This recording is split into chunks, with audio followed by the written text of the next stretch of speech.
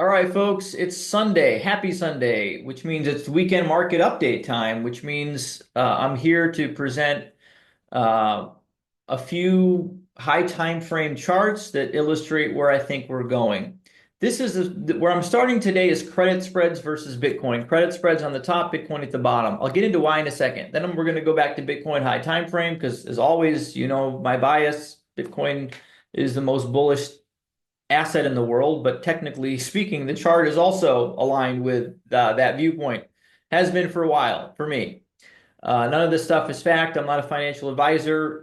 I can't see the future. Everything I talk about could go up, could go down, could go sideways. I'm just giving you my opinions and having fun at the same time. So after that, we're going to do USDT, and then we're going to do SPY, and that's it. That's the weekend market update. Why am I sharing this chart? Because during the April abyss, uh, with the members, I took a lot of time to dissect and go into further detail as to why I did not believe this was anything other than a major shakeout before a very steep rally. And this was one of this is proof of work, if you will, right? This was one of my proofs. This isn't the entire chart. It went back 30 years, and I said, look, every single bear market started with an impulsive move on credit spreads, okay? A high time frame impulsive move, and not a C wave, right? A C wave isn't enough to make any sorts of claims that a new trend has started. And so where are we now? Why is this chart up? Because now the chart's telling me the opposite. It's now telling me that, oh, we've gone up so far so fast on in traditional markets. We need to pull back. I don't think so. This chart's telling me continuation, and maybe it's even steeper than what we got coming into this. Bitcoin, same thing. Bitcoin's telling me the same thing, right? Whereas the steepest part of our entire movement is next, which makes sense in the context of my presentation over the last year. Whereas we're in this macro reaccumulation, we just broke out, we're in an expansive phase. That's what we should expect in an expansive phase, right? And so when we look at credit spreads, let's just go back to our anchors, okay, to say, where are you deriving this information in correlation between credit spreads and Bitcoin, and why do you think Bitcoin and the markets are poised to rip? Well, let's look at the first instance where Bitcoin went from the 30-week moving average, and mind you, we're in a downtrend, okay, with credit spreads. 30-week moving average rejection, cloud rejection, and it kind of goes down to the bottom of this downtrend line, okay? What happened in this movement? What happened with Bitcoin in that movement? It went from its lows, right? 16,000, 17,000, its first impulse, okay? Impulse number one. What happened in this next major movement where we had Bitcoin hit the top of this top end of the range downtrend lines? I've got two of them, and came back under the 30-week and then went back down to the bottom of the range. So we're talking about on credit spreads, a massive movement from the lower high to making a lower low. That's what we're talking about here. What did Bitcoin do? Impulse. Okay, impulse. Next, what did Bitcoin do the next time it made a lower high, which happened to be under the cloud, mind you? Okay, no cloud breach on the one before.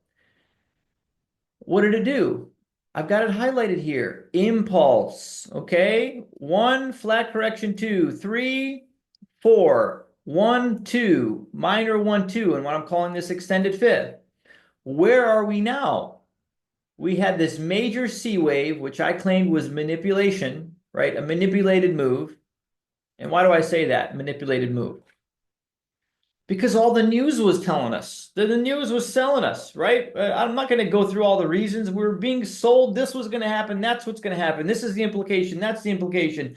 Okay, whatever. This was a downtrend. There's no reason for me to believe that this downtrend doesn't continue or we're starting a new trend just because I see a C wave deviation. And that's exactly what we saw was a C wave deviation. And it came back in under the weekly, under the trend line, under the 30-week, and we just fell out of the cloud and we checked back to the cloud. Okay, see where I'm going here? What has Bitcoin done so far in this movement? We went from 78 to 122, 121, wherever the top was there, 120. I don't remember. I don't care.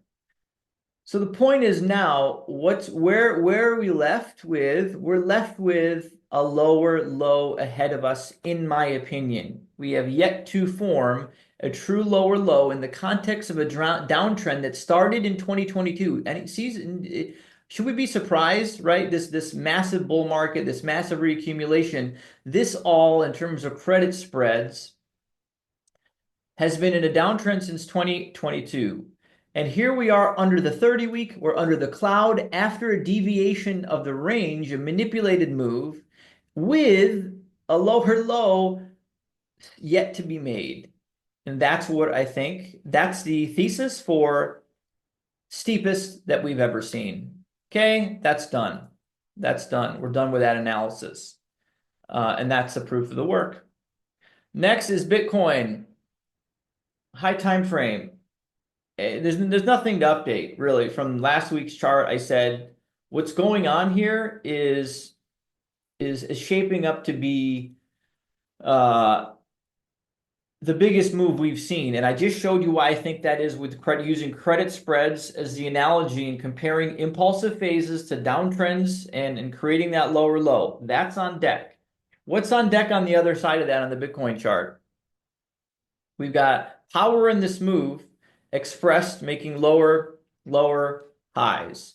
People think bearish divergences, and I've been talking about this a lot on weekly charts, are bearish signals. Go look at how that worked out for Bitcoin dominance. Go look at the NASDAQ in 2020 or 2000, 1999, 1996. I've done this exercise before. I posted this content. I think I did this in members videos where people looking at rear-facing indicators during impulsive phases are going to be tricked more times than they're going to get any type of signal that's going to give them any view that's going to allow them to get positioned properly. In fact, it's going to be the opposite. And that's been the case here, right? We're seeing this lower highs, and now here we are coiling after we got this check back, the springs loading, and we're just consolidating here. We haven't had any rejection. We haven't even approached the downtrend line, which is bullish. This is just building energy, in my opinion, for a break, okay, and move up and out, which will produce, in my opinion, the largest weekly candle in the history of this asset class. When it happens, we're going to find out. If and when it happens, we're going to find out. All right, USDT. Dom, again, folks, this chart's going exactly how we talked about it going. I'm going to get out of the weekly, and I'm going to show you something profound. I'm going to show you the monthly chart, and I'm going to show you something that's never happened in the history of this chart. That's this Ichimoku cloud, which has been green, mind you. Bitcoin made an all-time high. This is the 30-month simple moving average in red. Bitcoin made an all-time high in an uptrend, USDT. So tether dominance made an uptrend all-time high in an uptrend, deviations in that uptrend. Now what do we have? The 30-month SMA rolling over. 1 rejection, 2 rejection, 3 rejection, triple top, if you will, locally. And for the first time ever, you've got a red cloud forming here. And you've got a failure out of the cloud, and you've got alignment down, right? And Bitcoin is at $118,000. Okay? That's all I'm going to say. SPY here, we've got, a pullback is warranted, right? A pullback is warranted, but then again, what I shared with you on the credit spreads makes me think it ain't coming. It's not, it's coming from higher. And this is the count. It's been a while since I've presented this, right?